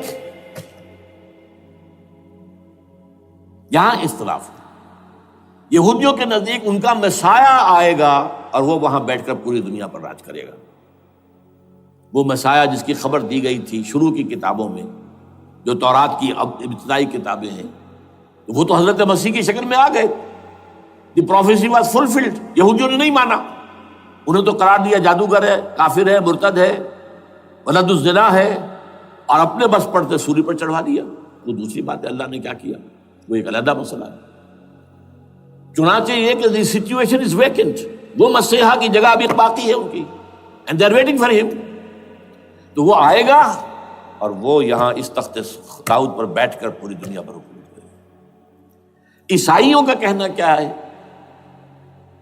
کہ در حقیقت حضرت مسیح نازل ہوں گے، سیکنڈ کمنگ آف جیسس، جس کو ہم بھی مانتے ہیں، اگرچہ ہوگا کیسے، حالات و واقعات کا کیا ہمارے نزدیک رنگ ہے وہ کچھ مختلف ہے، وہ میں اس کو بیان نہیں کر سکتا۔ حضرت مسیح علیہ السلام پھر اس تخت پر بیٹھیں گے ان کے عیسائیوں کے مطابق۔ چنانچہ پوپ جو مر گیا ہے، پال سیکنڈ، اس کو یہ ٹرمپٹ والے کہتے ہیں شیطان، اور ان کا کہنا یہ ہے کہ اس شیطان نے the old ancient Holy Roman Empire کو ریوائیو کیا ہے، یونائٹڈ یورپ بنا کر۔ اور ان کا مقصد کیا ہے کہ یہ فلسطین میں ایک رومن کیتھولک حکومت قائم کرنا چاہتے ہیں۔ یہودی اپنی حکومت چاہتے جو ہے، اور وہ اپنی حکومت چاہتے ہیں، یہ ان کا کہنا ہے۔ یہ میں نہیں جانتا کہ اس میں کس حد تک ان میں ایک دوسرے پر الزام درست ہے، لیکن جیسے کہ آپ کو معلوم ہے کہ انڈونیشیا کے اندر بھی ہوا تھا، ایک جزیرے کو تقسیم کر دیا، ایک حصہ جو ہے اس کا وہ رومن کیتھولک ریاست بن گیا ہے۔ شاید نائجیریا میں بھی اس طرح کا معاملہ ہوا ہے، کچھ تھوڑے علاقے کے اندر، وغیرہ وغیرہ۔ تو یہ ہے، لیکن بہرحال یہ ان کا۔ عیسائیوں کا معاملہ کیا ہے؟ میں نے جیسا کہ بتایا کہ یہ تو اس ایجنڈے کے اندر متفق ہے، اور عیسائی بھی ورلڈ ڈومینیشن، مالیاتی جو ہے استعمار، اس کے لیے کوشاں ہیں۔ لیکن ان کے نزدیک حضرت عیسیٰ ابن مریم آئیں گے علیہ الصلوۃ والسلام، اور وہ حکومت کریں گے۔ اس پورے ڈرامے کا اسکرپٹ پورا یہودیوں کا لکھا ہوا ہے، اور انہی کی سازش اس پورے ڈرامے کے پیچھے ہے۔ البتہ بظاہر اس ڈرامے کا بڑا کیریکٹر جس سے آپ ہیرو کہیں وہ امریکہ ہے، اور اس کے تابع یورپ بھی ہے. یہ ہے عالمی سطح پر معاملہ اس وقت. ویسے میری 2 کتابیں جو ہیں اس پر کتابچے ہیں. 4 سال پہلے میں نے اسی مقام پر 2 تقریریں کی تھی. ایک موجودہ عالمی حالات اور اسلام کا مستقبل. وہ دوسرا حصہ جو میں اس وقت نہیں چھیڑ رہا، ہوگا کیا اصل میں، جس میں یہ ہے کہ کہیں اسلامی ریاست قائم ہو، خلافت کا نظام قائم ہوگا کہاں ہوگا یہ میں بحث نہیں کر رہا. حضرت مہدی کا ظہور ہوگا، وہ آئیں گے عرب کے اندر. پھر یہ ہے کہ وہ جو گریٹر اسرائیل کے خلاف جہاد ہوگا، اور اللہ کرے گا کہ رفتہ رفتہ یہ ممالک جو ان سے لے لیے جائیں گے، یہاں تک کہ بالآخر ایک یہودی اعلان کر دے گا میں ہوں مسیح، جس کو کہ عیسائی بھی کہتے ہیں اینٹی کرائسٹ، اور یہ کہتے ہیں یہ بیپٹسٹ بھی کہ اینٹی کرائسٹ جو ہے وہ یہودی ہوگا. جبکہ کچھ عرصے پہلے بہت بڑا پروپیگنڈا ہوا تھا کہ اینٹی کرائسٹ جو ہے، دجال جو ہے وہ تو مسلمان ہوگا. نہیں، لیکن وہ کہتے ہیں کہ ہوگا یہودی ہوگا. اور پھر اس یہودی کو قتل کریں گے حضرت مسیح، دی ریئل مسیح، اصل مسیح جو اٹھا لیے گئے درمیان میں، وہ آئیں گے اور ان کے ہاتھوں دجال بھی قتل ہوگا، اور پھر مسلمانوں کے ہاتھوں ایک ایک یہودی ختم ہوگا. پھر ایک عالمی اسلامی ریاست قائم ہوگی حضرت مسیح کے ہاتھوں، اور وہاں پر حضرت مسیح، ایک حدیث میں آتا ہے 40 برس تک پوری دنیا پر حکومت کرے گی. بہرحال یہ دوسرا پکچر ہے جو ہمارے سامنے، میں اس وقت کی تفصیل میں نہیں جا رہا. جو ان کے سامنے پکچر ہے وہ میں نے آپ کو بیان کر دیا. اب اس میں تجزیہ کیجئے افغانستان پر حملے کا اصل سبب، جو میں نے 2 بتایا نا، 2 لڑیاں ہیں ان کے ایجنڈے کی. ایک اسلام کہیں ظاہر نہ ہو جائے، اسلام کا نظام ظاہر نہ ہو جائے، اور ایک مسلمانوں کے مالیاتی، خاص طور پر تیل کے وسائل پر قبضہ. اب افغانستان میں کیا ہوا ہے، یہ سارا معاملہ تھا اسلام کا راستہ روکنے کے لیے، کہ یہاں تو اسلام ایک شکل دکھا رہا ہے اپنی، اور اگر انہیں موقع مل گیا تو یہ تو ایک ایسی ویلفیئر اسٹیٹ قائم کر دیں گے. زکوٰۃ کا نظام قائم ہو جائے گا تو اعلیٰ ترین ویلفیئر اسٹیٹ قائم ہو جائے گی. اور اگر یہاں پر جو ہے یہ ساری سزائیں نافذ ہو گئی، معاشرہ کرائم فری ہو جائے گا، لوگوں میں محبت ہوگی، مساوات ہوگی، اور یہ کہ عام لوگوں کے لیے ویلفیئر ہوگا. اور یہ سامنے نظام آ گیا تو پھر ہمارا یہ نظام کیپٹلزم یہ کہاں رہے گا؟ اس کو تو منہ چھپانے کی جگہ نہیں ملے گی. لہذا افغانستان پر حملے کا اصل موٹیو یہ ہے. البتہ یہ ساتھ ہی یہ بھی تھا کہ افغانستان کے راستے سے سینٹرل ایشین سٹیٹس جو ہیں ان سے پائپ لائنیں لا کر، اور وہ پھر کہیں گوادر کے آس پاس سمندر تک لائے جائے، تاکہ ہم وہاں کے جو ہے ڈرین کر سکیں جو تیل اور گیس کے ذخائر ہیں سینٹرل ایشین سٹیٹس کے اندر، جو مسلمان سٹیٹس ہیں. تو اس کے لیے راستہ جو ہے وہ لینا چاہتے تھے افغانستان سے. اب وہ جہاں تک افغانستان کا تعلق ہو تو ان کے قبضے میں ہے، جب چاہیں کر لیں.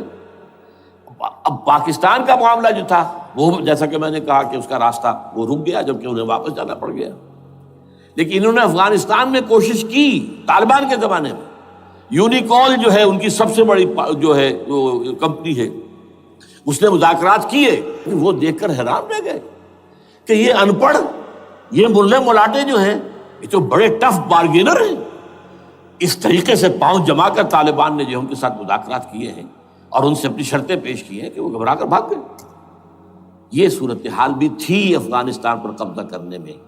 لیکن یہ ہے کہ اصل کیا تھا کہ وہ اسلام کی کوئی شکل دنیا کے سامنے نہ آنے پائے، جو ان کا میجر ہے. اسی لیے پورا عالم کفر جمع ہے. امریکہ، یورپ، روس، چین، سب جمع ہے. بھارت تو ہے ہی ہے، یہ سب جمع ہے. آپ جب یاد ہو گیا جب لال مسجد کا حادثہ ہوا ہے اور ہمارا یہ بدبخت اور بدمعاش انسان، اس نے صرف خود جان بوجھ کر اسے بڑھایا، ایک پھنسی کو پھوڑا بنایا، اس میں پھر شگاف دیا اور شاباش لی ہے. امریکہ سے شاباش آ گئی، نیٹو سے شاباش آ گئی، رشیا سے شاباش آ گئی، چائنا سے شاباش آ گئی. وہ چونکہ محسوس کر رہا تھا کہ اندرون ملک تو میری اب کشتی ڈگمگا رہی ہے، ڈاواڈول ہے. I have to have more support from outside. اور for that I have to do it. کہ دیکھو میرے عین قلب میں پاکستان کے یہ پھوڑا نکل آیا تھا، یہ بنیاد پرستی کا اور یہ شدت پسندی کا اور یہ تنگ نظری کا اور یہ فلاں کا، یہ دہشت گردی کا، اور میں نے دیکھو کیسے اس میں چیرا دیا ہے، کتنے لوگوں کو ختم کر دیا ہے. اچھا اس میں یہ بھی ذہن میں رکھیے کہ افغانستان کے بارے میں یہودیوں کے علم میں ہے کہ حضور کی حدیثیں کیا ہے. حضور کی حدیث ہے یخرج من خراسان رایات سود، خراسان کے علاقے سے کالے جھنڈے لے کر فوجیں چلیں گی. لا یردھا شیء، کوئی طاقت ان کو رخ نہیں موڑ سکے گی. حتیٰ تنصب بیلیا، یہاں تک کہ وہ آ کے بیت المقدس میں جھنڈے گاڑ دیے جائیں. دے نو اٹ، یہ جان لیجیے یہ لوگ پڑھے لکھے لوگ ہیں. میں آپ کو ایک واقعہ سناتا ہوں. جب 1967 میں یہودیوں کو فتح ہوئی بہت بڑی، اور پورا یروشلم اب ان کے قبضے میں آ گیا، ایسٹ یروشلم جو کہ ابھی جارڈن کے قبضے میں تھا. تو جب موشے دایان تھا وہ کانا، وہ داخل ہوا فاتح کی حیثیت سے، تو اس کے ساتھ ایک ربائی تھا بہت بڑا، چیف ربائی یہودیوں کا بہت بڑا عالم، اور وہ رو پڑا. تھا تو فتح کا وقت، خوشی کا، رویا. So this is the beginning of the end, یہ الفاظ آئے اخبارات کے اندر. گویا کہ اب یہ آخری ڈرامہ جو ہے شروع ہو گیا ہے. وہ آخری ڈرامہ انہیں معلوم ہے ان کی تباہی پر ختم ہونا ہے. اس میں حضرت مسیح کے نزول کے بعد یہ ٹرمپٹ والا بھی لکھتا ہے کہ 80% یہودی قتل ہو جائیں گے. اور میں سمجھتا ہوں کہ 20% اگر صحیح ہے اس کی بات، تو وہ ہوں گے جو اب حضرت مسیح پر ایمان لے آئیں گے. باقی 80% اپنے اس کفر پر اڑے رہیں گے اور قتل ہوں گے. اسی طرح حضور کی ایک حدیث ہے کہ جب یہودیوں کا قتل عام ہو رہا ہوگا، اگر مسلمان قتل کریں گے، تو اگر کسی درخت کے پیچھے یہودی چھپا ہوگا تو درخت پکارے گا، اے مسلمان، ہاں عبداللہ آؤ ادھر، یہ میرے پیچھے یہودی چھپا ہوا، قتل کرو اسے. کسی پتھر کے پیچھے چھپے گا تو پتھر بولے گا، سوائے ایک درخت غرقد کے، کہ غرقد یہودیوں کا درخت ہے، وہ پناہ دے گا. اور آج اسرائیل میں سب سے بڑی پلانٹیشن غرقد کی ہے. They know it. اسی لیے افغانستان، خراسان، یہ افغانستان کا ہارٹ ہے افغانستان. اور یہ بھی جان لیجئے ہمارا جو مالاکنڈ سے اوپر کا علاقہ ہے یہ بھی خراسان کا حصہ ہے، اولڈ خراسان، جیسے گریٹر خراسان کہا جاتا ہے ہسٹری میں. ایک میں نے ایرانی سے پوچھا تھا اس کے بارے میں، تو اس نے کہا خراسان ہمارا ایک صوبہ ہے. میں نے کہا وہ تو مجھے معلوم ہے، جس کا دارالخلافہ مشہد ہے اور یہ ان کا مقدس شہر ہے، وہ تو اسے مکے کی طرح سمجھتے ہیں. بہرحال میں نے کہا میں پوچھ رہا ہوں پرانا خراسان بزرگ. تو خراسان بزرگ کا انہوں نے بتایا پورا افغانستان اس میں شامل. اور پھر یہ اسٹیٹس جو ہیں سینٹرل ایشین اسٹیٹس، اور ایران کا ایک حصہ اور پاکستان کا ایک حصہ، یہ جو مالاکنڈ کہلاتا ہے. اور یہ بڑی معنی خیز بات ہے کہ وہی مالاکنڈ سے تحریک چلی ہے جو اصل تحریک ہے طالبان پاکستان، وہ سوات سے چلی ہے. بہرحال اس وجہ سے، اس پہلو سے یہ جو ہے افغانستان پر حملے کا سب سے بڑا سبب وہ تھا. دوسرا جو تھا وہ یہ کہ ان کو جو پائپ لائن لے کے آنی تھی اس کے لیے، لیکن وہ ظاہر بات ہے کہ اس میں جو ہے جو طالبان نے وہ ان کی چکمے میں نہیں آئے. اس پر ایک کتاب ہے کہ جو انگریزی میں ہے عابد اللہ جان کی، Afghanistan the genesis of the last crusade. Afghanistan سے آخری صلیبی جنگ کا سلسلہ شروع ہو رہا ہے. بہت جو ہے چشم کشا ہے، معلومات افزا ہے، انگریزی میں ہے. اچھا عراق میں معاملہ برعکس تھا. عراق میں تیل کا معاملہ بھی تھا تو صرف امریکہ کا تھا. جو یورپ ہے وہ زیادہ تر کیسپین کے ایریا کے تیل کی طرف نگاہیں رکھتا ہے. یہ جو ہے یہ اصل میں سارا جو ہے یہ امریکہ کا معاملہ ہے. اور دوسری طرف یہ کہ یہاں کو مذہبی سلسلہ نہیں تھا، حالانکہ تھا، وہ یہودیوں کا تھا. وہ کیا تھا؟ Extension, first step towards the establishment of greater Israel. یہ بات اچھی طرح سمجھ لیجیے.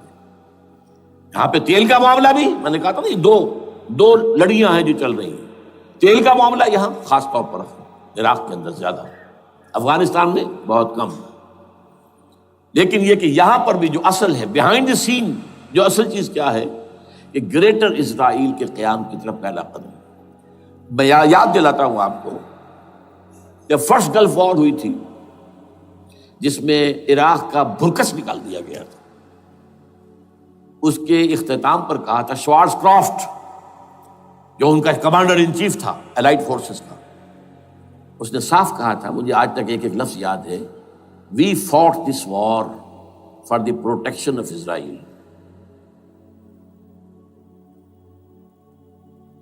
اور اب جو ابھی ہوا معاملہ، جب صدام گرا ہے، اس کا مجسمہ بھی گرا ہے، تو اس کے بعد وہ شخص، وہ بدبخت، وہ خبیث جو ابھی پڑا ہوا کومے میں،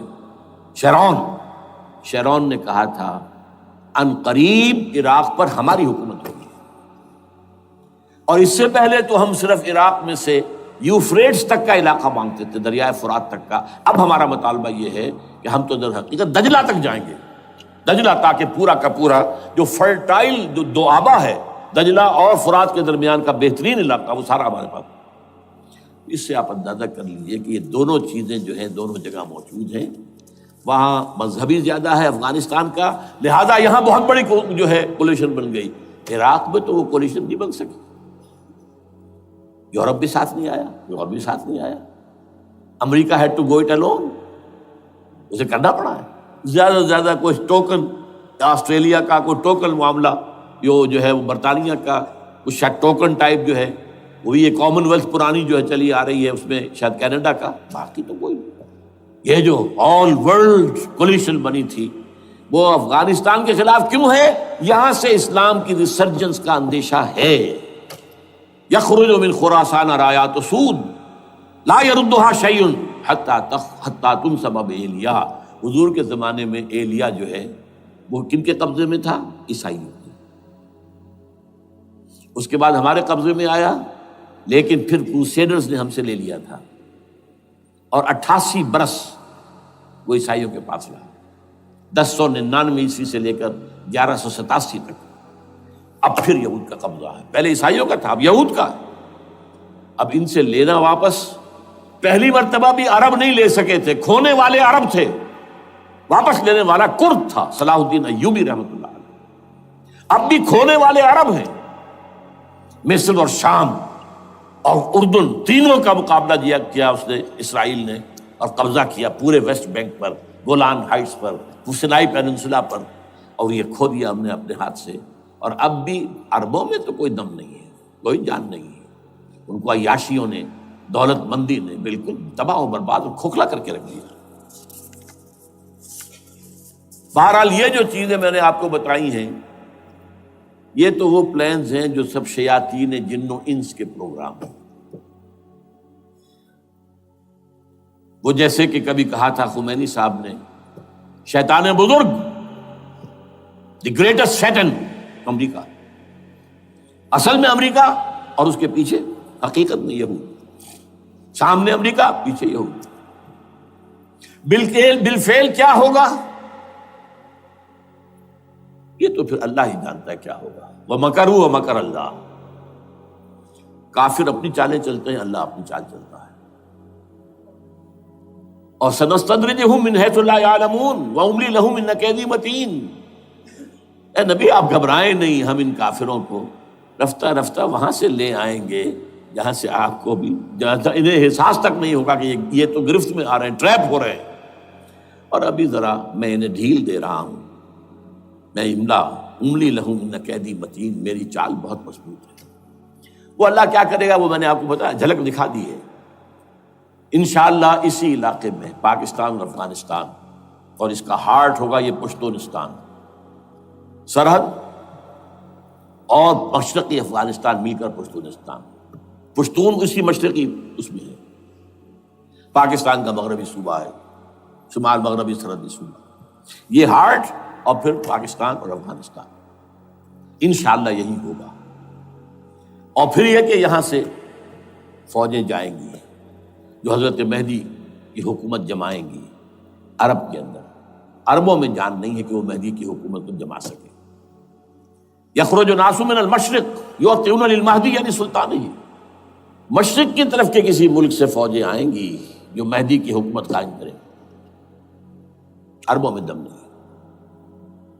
بہرحال ہوگا کیا، وہ میں نے کہا کہ یہ تو اللہ کے ہاتھ میں ہے۔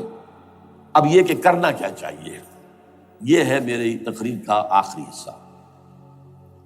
دیکھیے ذوالفقار مرزا نے جو کچھ کہا اور سید قائم علی شاہ نے، میں خوشائند سمجھتا ہوں کہ طالبانائزیشن اور ہے، اسلامائزیشن اور ہے، ٹھیک ہے، تیری آواز مکے اور مدینے. طالبانائزیشن کے اندر کچھ بغیر تعلیم یافتہ، کچھ جذباتی، اس طرح کے لوگ بھی ہیں جن میں انتہا پسندی بھی ہے، جیسے کہ میں پہلے بیان کر چکا. افغانستان میں ہوا ہے، افغانستان کے اندر بھی رفتہ رفتہ وہ اپنی ان چیزوں سے نکل رہے تھے، نکل جاتے ہیں، لیکن موقع نہیں دیا گیا. Nip the evil in the bud ختم کر دیا گیا. اسی طرح ہمارے سرحدی صوبے میں جیسا کہ میں بتایا 3 قوتیں برسرکار ہیں. ہو از ہو نوز اٹ، کون کیا ہے. لیکن بہرحال یہ کہ پہلی بات یہ، اسلام اور پاکستان لازم و ملزوم ہیں. یہاں اسلام آئے گا تو یہ ملک رہے گا، نہیں آئے گا تو ختم ہو جائے گا. اس میں کوئی شک نہیں. میری 2 کتابیں پڑھ لیجیے اگر اللہ توفیق دے، ہمت دے. اسلام اور پاکستان، یہ سن 67-68 کی تحریر ہے میری. جینیسس آف پاکستان کیا تھا، how Pakistan came into existence. پھر یہ کہ میں نے استحکام پاکستان کے نام سے سن 85 کے اندر کتاب لکھی ہے. یہ دونوں کتابیں پڑھی ہیں. پاکستان کا کوئی جواز نہیں اگر یہاں اسلام نہ آئے، اور واقعتاً ہم جواز کھو چکے ہیں. یہ تو اللہ تعالیٰ ہمیں مہلت دے رہا ہے. لیکن اب یہ سمجھ لیجئے، یہ اللہ تعالیٰ کی طرف سے ایک خاص مہلت ہے، اور شاید آخری مہلت ہے جو ہمیں مل رہی ہے. یہاں اسلامائزیشن نہ ہوا تو یہ ملک نہیں رہے گا. میں یہاں آپ کو ایک شعر سنا دوں. ہے تو ایک ایسی شخصیت کا جو کچھ کنٹروورشل بھی ہو گئی، بعد میں بدنام بھی ہو گئی. ایک زمانے میں جماعت اسلامی کے بڑے مخلص کارکن تھے وہ، مولانا کوثر نیازی. انہوں نے ایک بڑا تلخ شعر کہا تھا، اسلام کو اگر تیری فضا راس نہ آئے، اے میرے وطن تجھ کو کوئی آگ لگائے. ہمیں اسلام چاہیے، اور اسلام نہیں آئے گا تو یہ ملک نہیں رہے گا. کوئی زرداری، کوئی نواز شریف اس ملک کی بقا کی ضمانت نہیں دے سکتا. اس کی بقا ہے اگر تو اسلامائزیشن میں. 61 سال کی ہماری بے وفائی اللہ کے ساتھ کیے ہوئے وعدے کی، اس کا ایک عذاب ادنا ہم جھیل چکے ہیں. 71 یاد کی سن 71 پاکستان 2 لخت، 93,000 مسلمان پاکستانی بھارت کی قید میں بھیڑوں بکریوں کی طرح ہانک کر لے جائے گئے، ٹرکوں میں بھر بھر کر، جیسے کہ ڈیرہ غازی خان سے بھیڑیں بکریاں آتی ہیں لاہور میں ذبح ہونے کے لیے. کنسنٹریشن کیمپس میں ہمارے ٹائیگر نامی جرنیل نے پیش کیا اپنا ریوالور. کتنے لوگ مارے گئے، کتنا فساد ہوا. مسلمان کے ہاتھوں مسلمانوں کا خون کتنا ہوا. یہ اللہ کا ایک خاص عذاب ہوتا ہے. میں نے وہ آیت آپ کو سنائی تھی، قل هو القادر على ان يبعث عليكم عذابا من فوقكم او من تحت ارجلكم. اے نبی سے کہہ دیجیے اللہ اس پر قدرت رکھتا ہے، جب چاہے تم پر کوئی عذاب اوپر سے بھیج دے، تمہاری زمین کے نیچے سے نکال دے. زلزلہ آیا تھا کہ نہیں؟ او یلبسکم شیعا، ایک تیسری شکل بھی ہے. نہ اللہ آسمان کو کوئی تکلیف دے، نہ زمین کو. زمین پھٹے گی تو آدمی جائے گا نا اندر، بلکہ تمہیں گروہوں میں تقسیم کر کے او یلبسکم شیعا فیذیق بعضکم بعض بعض، تو ایک دوسرے کی قوت کا ایک دوسرے کو مزہ چکھائے. تم خود ایک دوسرے کے گلے کاٹو. ہمیں کسی اور قوم کو تکلیف دینے کی ضرورت نہیں ہوگی. یہ کام ہمارے ساتھ ہو چکا ہے 1971 میں. بہرحال اب اس کے بعد بھی تاخیر تو ہماری جو کی تو ہے. اب ہم اس جگہ پر پہنچ گئے کہ شاید اب عذاب الاکبر آنے والا ہے. وہ آیت بھی میں نے شروع میں پڑھی تھی، وَلَنُذِيقَنَّهُم مِّنَ الْعَذَابِ الْأَدْنَىٰ دُونَ الْعَذَابِ الْأَكْبَرِ لَعَلَّهُمْ يَرْجِعُونَ. چھوٹا عذاب آیا سن 71 میں پاکستان. بہرحال مغربی پاکستان تو برقرار رہا، اس کا نام بھی پاکستان رہا. اب شاید بڑا عذاب آ رہا ہو، بلکنائزیشن جس کے نقشے جو ہیں دنیا میں شائع کیے جا چکے ہیں. اور اس اسلامائزیشن کے لیے جو میں کہہ رہا ہوں کہ اس کے بغیر یہاں پاکستان نہیں رہے گا، اس کے لیے اس کی جو دستوری، تدریجی، قانونی، پرامن اگر راستہ اختیار نہ کیا گیا تو ملیٹنسی بڑھے گی. یہ رکنے والی نہیں ہے. یہ جو اوپر کا جو علاقہ ہے، ایک ٹرائنگل ہے جس کا نقشہ کھینچا ہے ایک بہت بڑے مصری ادیب اور مورخ نے، شکیب ارسلان ان کا نام تھا. انہوں نے کہا ہے کہ یہ پامیر سطح مرتفع جو ہے، پامیر جسے روف آف دی ورلڈ کہا جاتا ہے، اس سے پہاڑوں کے سلسلے نکلتے ہیں. کوئی چین کی طرف چلا گیا، کوئی تبت کی طرف چلا گیا، کوئی قراقرم ادھر آ گیا پاکستان کی طرف، ہمالیہ آ گیا پاکستان انڈیا کی طرف، ادھر ہندو کش چلا گیا افغانستان میں. یہ سب جیسے کہ ایک جو پہیا ہوتا ہے اس کے جو لگے ہوتے ہیں اسپوکس جنہیں کہتے ہیں. اس نے کہا کہ ایک طرف ہمالیہ اور ایک طرف ہندو کش، اس کے درمیان میں جو قوم رہتی ہے، اب نوٹ کر لیجیے، یہ ہمالیہ کا اینڈ جو ہے مغربی، وہ کیا ہے، یہ نتیا گلی وغیرہ اسی کا حصہ ہے. اس کے بعد ختم، دریائے سندھ بہ رہا ہے، لیکن اوپر جا کر وہ ٹرن دیتا ہے رائٹ کو، تو پھر اب وہ قراقرم اور ہمالیہ کے درمیان جاتا ہے، یہاں تک کہ انڈیا سے جو اس کا داخلے کا راستہ آ جاتا ہے. لیکن یہ جو ہے یہ درمیانی راستہ، یہ اصل میں ہندو کش ادھر اور ہمالیہ ادھر، اس کے درمیان جو قوم آباد ہے. اور اس ٹرائنگل کا بیس ہے مالاکنڈ کا پہاڑ، مالاکنڈ، ہمالیہ، ہندو کش. اس ٹرائنگل میں جو قوم آباد ہے، شکیب ارسلان کہتا ہے اگر پوری دنیا میں اسلام کی نبضیں ڈوب جائیں تب بھی یہاں کے لوگوں میں اسلام کی نبض چلتی رہے گی. یہ وہ علاقہ ہے جہاں سے پاکستان کے طالبان کا آغاز ہوا، جہاں سے پرامن تحریک چلی تھی، اس کا راستہ روک دیا گیا. اب وہ شدت پسندی پر آ گئے، اور یہ شدت پسندی بڑھے گی اگر آپ نے تشدد سے روکا. اگر امریکہ کے چمچے بنے رہے، اگر امریکی ایجنڈے ہی کو پورا کرتے رہے اور اپنے لوگوں کو مارتے رہے، تو جواب میں دریک چراغ حقیقت کو گل کیا تم نے، تو موج دودھ سے صد آفتاب ابھریں گے. یہ اب جو آ رہے ہیں، کہاں سے آ رہے ہیں آپ کے یہ خودکش حملہ آور؟ یہ وہی ان لوگوں کے رشتہ دار ہیں نا جو امریکی بمبارڈمنٹ میں مارے گئے ہیں. کتنے ہیں جن کے بچے ختم ہو گئے، بیٹے مر گئے. یہ جو ہمارے ہاں ایک کمانڈوز کے کیمپ کے اوپر جو حملہ ہوا تھا اور خودکش بمبار، جس سے کہ شاید 18-19 بہترین آپ کے کمانڈوز ختم ہوئے تھے، وہ کون تھا؟ وہ خود کمانڈو تھا. اندر کوئی اور تو جا ہی نہیں سکتا تھا، یہ کمانڈوز کا کیمپ تھا، اور اس کے میس میں نہ کوئی جا سکے. وہ خود کمانڈو تھا. اس کی بیٹی لال مسجد کے اندر جلی تھی. اب آپ اندازہ کیجئے کہ اس کے دل میں جو کھول رہا تھا اس کا جذبہ، اس نے اس کو ٹھنڈا کیا خود جان دے کر. تو جان لیجیے، ادھر باجوڑ میں حملہ ہوا تھا، ادھر جو ہے ہماری ملٹری پریڈ کے اوپر حملہ ہو گیا. تو یہ بات رکے گی نہیں. اور یہ ظاہر بات ہے کہ اب شمال سے لے کر نیچے تک کی بات ہے. وہاں پر بھی میں نے شروع بھی کہا تھا، یہ خطرہ حقیقی ہے، غیر حقیقی نہیں ہے، وہمی اور خیالی نہیں ہے.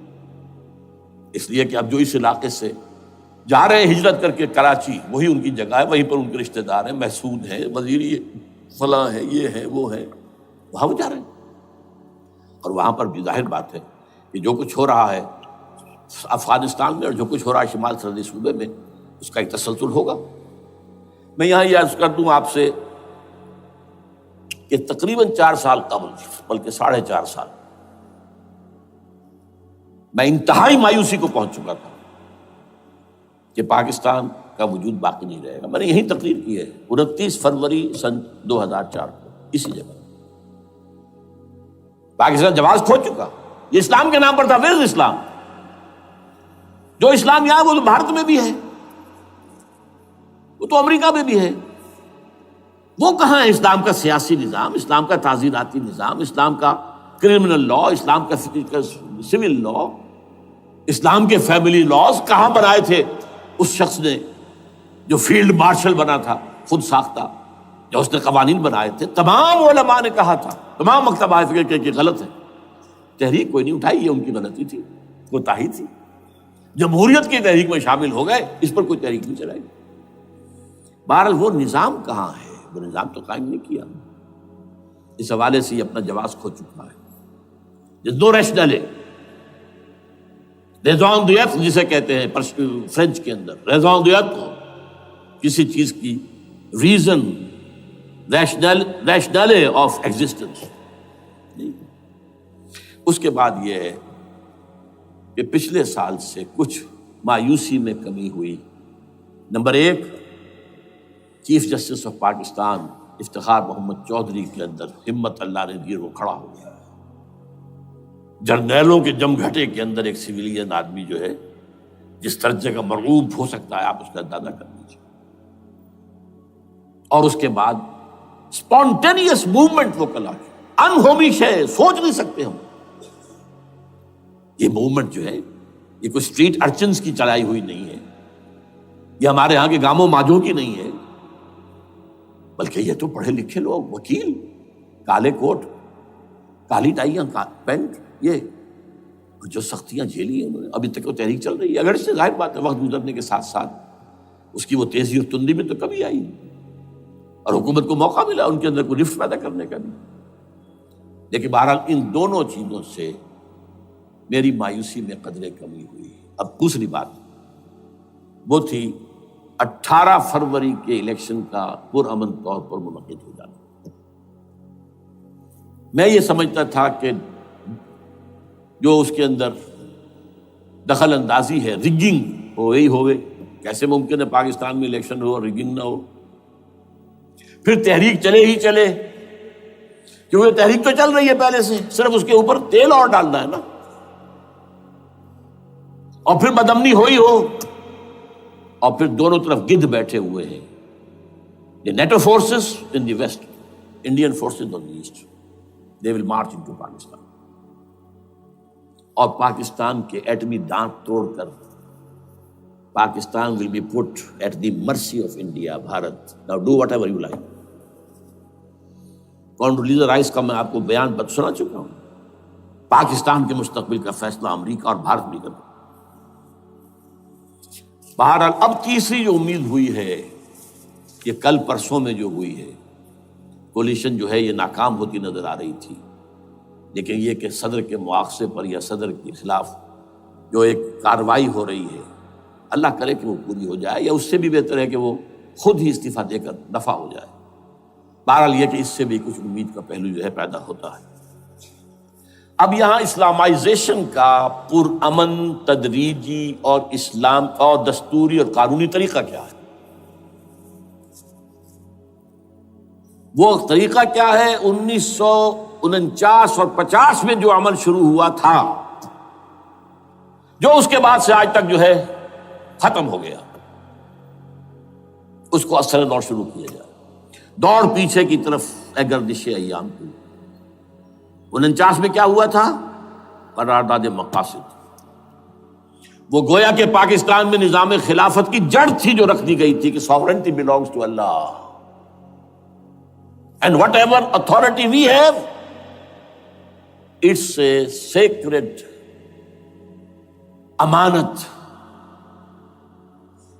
یہ تو اصل میں استعمال کی جائے گی یہ قوت کتاب و سنت کے دائرے کے اندر. this is خلافہ. in essence it is خلافہ. خلافت کی بنیاد رکھ دی گئی. اس سے پہلے 48 میں سن 47 کی ایک تقریر کی وجہ سے جو غلط فہمی پیدا ہوئی تھی قائد اعظم کی 11 اگست کی، اس کا انہوں نے کراچی کی ہائی کورٹ بار ایسوسیشن میں جا کے کہہ دیا تھا. کچھ لوگ شرارت کے ساتھ یہ پروپیگنڈا کر رہے ہیں کہ پاکستان میں دستور شریعت پر مبنی نہیں ہوگا، یہ فتنہ ہے، غلط کہہ رہے ہیں. نفی کر دی تھی. اب یہ دوسری بات ہے کہ اندھوں کے اندھے جو ہیں وہ اس 11 اگست کی تقریر کو لیے پھرتے ہیں، اس کے ایک جملے کو، اور یہ اتنی کھلی بات جو کی شریعت کا لفظ. شریعت، پاکستان کا دستور جو سمجھتا ہے کہ شریعت پر نہیں مبنی ہوگا وہ غلط کہتا ہے، وہ شریر ہے، شرارت پیدا کر رہا. یہ قائد اعظم کے الفاظ.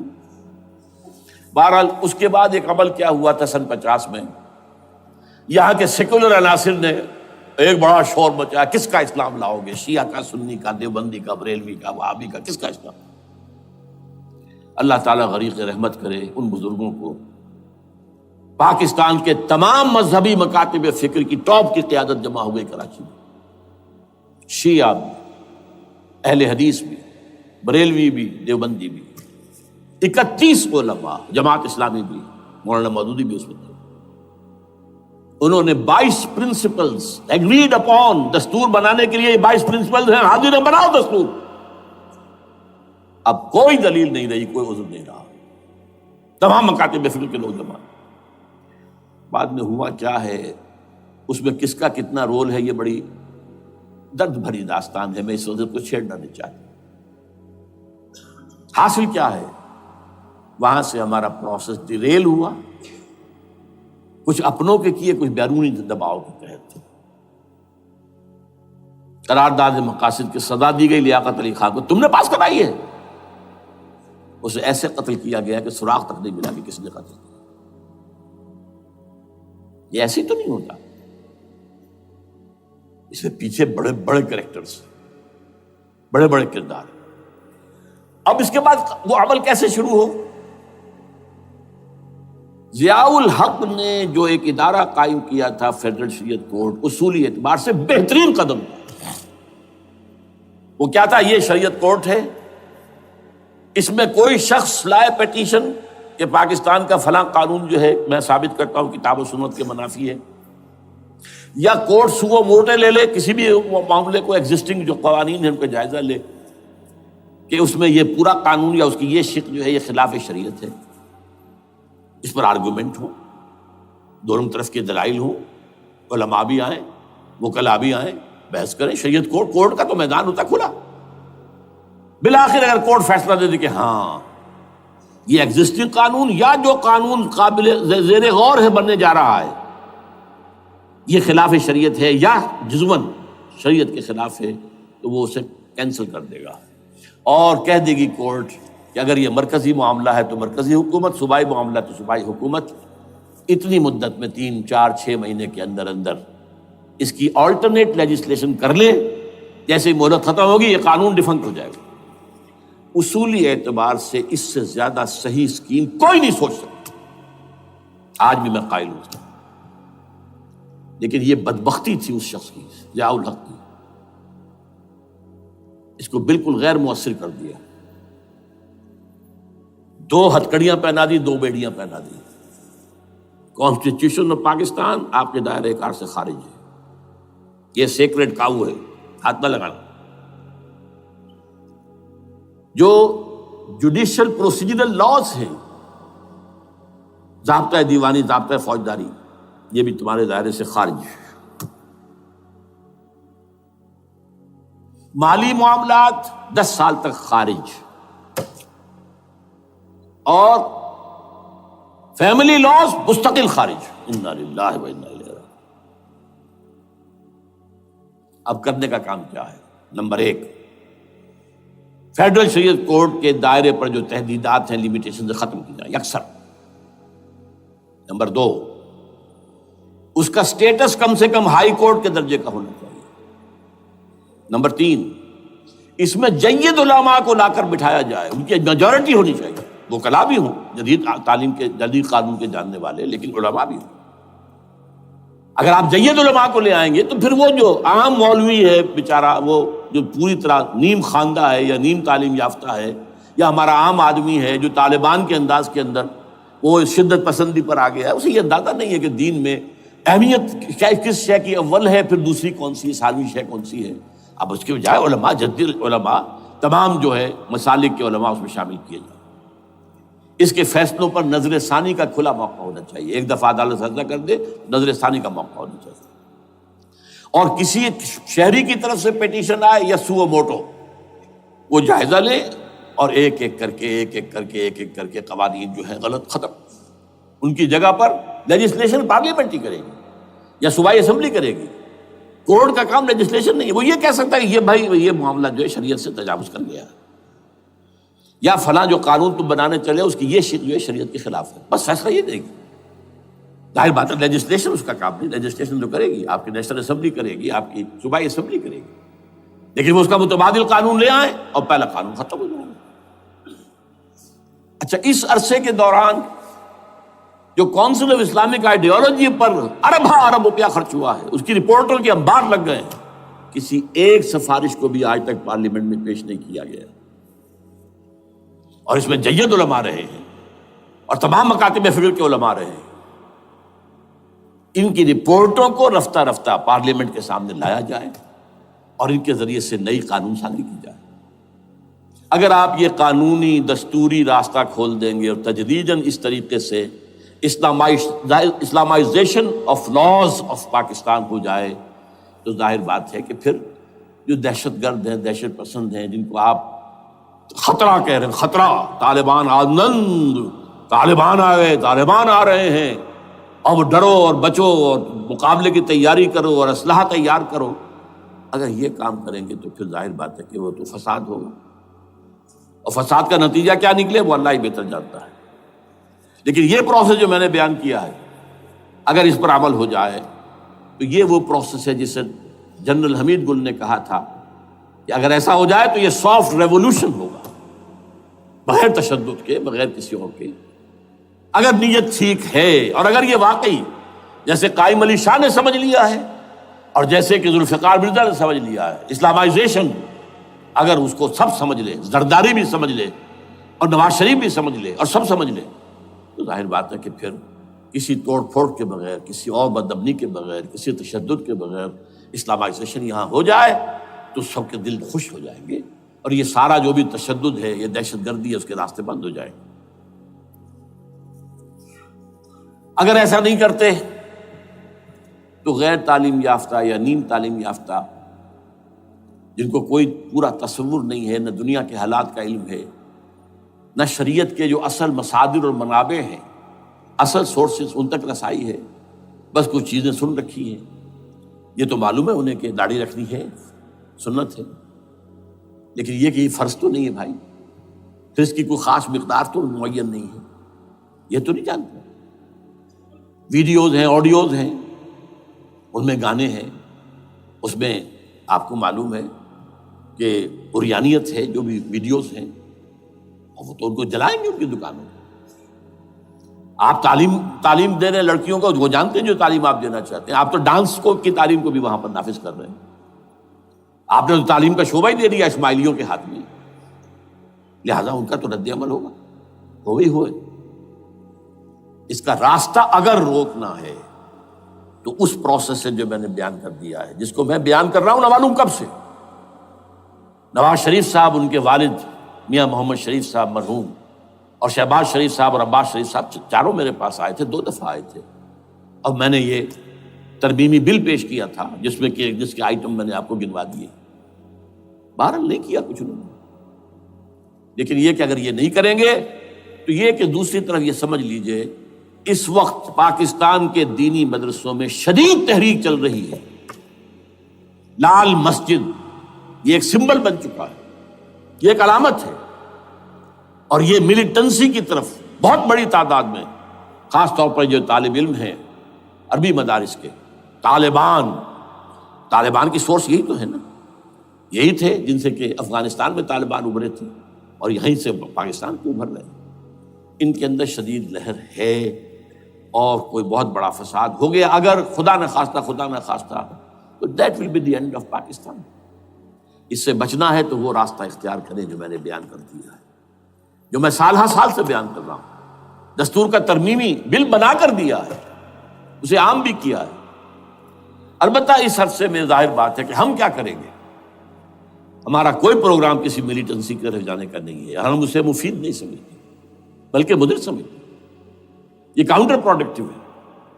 ہمارے سامنے پروگرام کیا ہے؟ سے نکاتی پروگرام، بڑے پیمانے پر دعوت ایمان بذریعہ قرآن، نمبر 1۔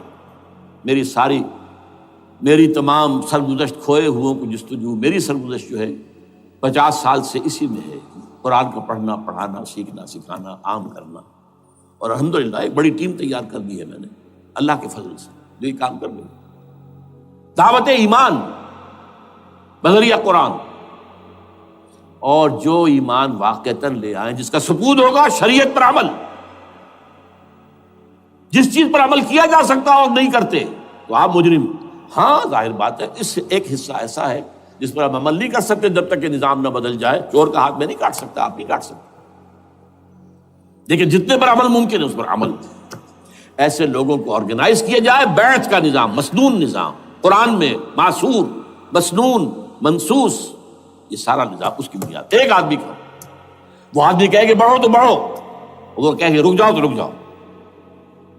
نمبر 3، ان لوگوں کا تزکیہ، اور میں بتا چکا ہوں تزکیہ اور تربیت۔ تزکیہ کس بات کی؟ کوئی امنگ، کوئی ولولہ، کوئی مقصد، کوئی تمنا دل میں نہ رہے سوائے اللہ کی رضا کے۔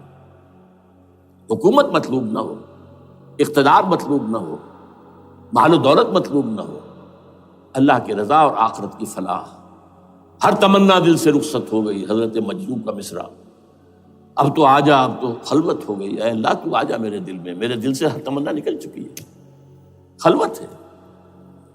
اور تربیت کس کی؟ کہ تیاری ہو جائے اس بات کی کہ تن من دھن سب لگا دیں گے، جان بھی دے دیں گے جب موقع آئے۔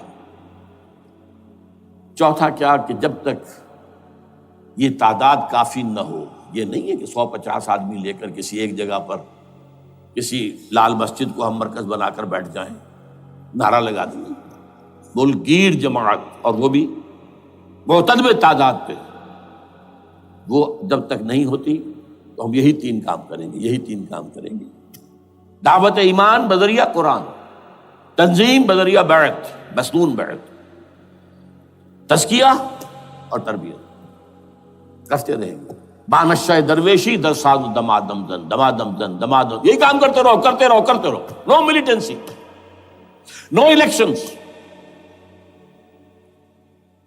لیکن جب تعداد کافی ہو گئی تو ایک منظم اور پرامن مطالباتی اور احتجاجی تحریک، توڑ پھوڑ نہیں، گھراؤ جلاؤ نہیں، جیسے گاندھی نے شروع کی تھی، نمک بناؤ تحریک، سول ڈس اوبیڈینس، لیکن کسی نے کوئی توڑ پھوڑ نہیں کی تھی۔ اپنے سر ان کے پھوٹے ہیں، بڑے سے بڑے لیڈروں کے، مولانا ابوالکلام آزاد اور پنڈت جواہر لال نہرو کے سر پھٹے ہیں، ہزارہ لوگ جیلوں میں گئے ہیں، انہوں نے کسی کو کچھ نہیں کہا۔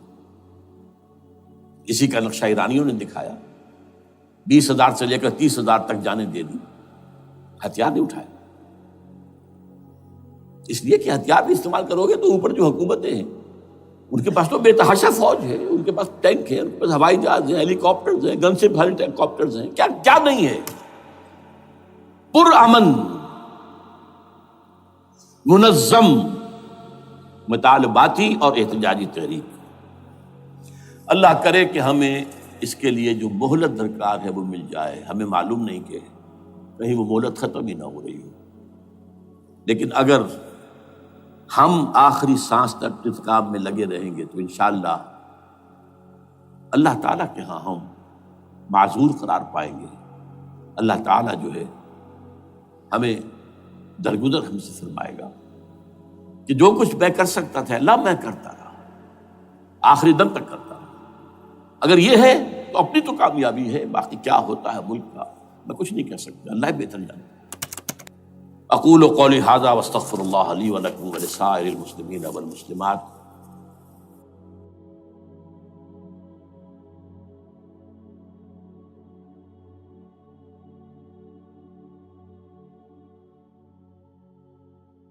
چنگا لگدا ہے علی والا، سونا لگدا ہے علی والا، سونا لگدا ہے علی والا، چنگا لگدا ہے علی والا، علی والا والا علی والا، چنگا لگدا ہے علی والا، سونا لگدا ہے علی والا۔ کسے بھی میدان چو، کسے بھی میدان چو، سن لے سن لے سن لے، نہیں بھجدا علی والا، نہیں بھجدا علی والا۔